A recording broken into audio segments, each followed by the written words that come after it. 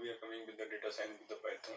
So we are taking the one hands-on lab over the Python with the data.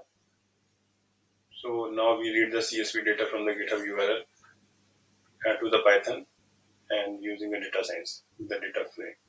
So here's the ask. So we are taking the car price prediction using car data set from the GitHub URL. Then we'll clean the data and then we perform the few operations and then making some graph and train the model and evaluate the model and predict the selling price for the new car input. So here's the data on the GitHub URL so that you can take it and then this data URL you will get it through the description box, and this is the code. Now we are moving to the Jupyter notebook. So this is the Jupyter notebook. As I told you in last video, okay, that Jupyter notebook you need to learn from here. That is the Anaconda, which you installed in previous video. So here we are just importing a few libraries: Panda, NumPy, matplotlib, and sklearn. So after that, we are loading the data from our GitHub URL.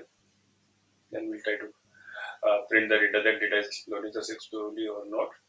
Then we are cleansing the data, just removing the missing value and adding one more column, car age. Then we are using data from.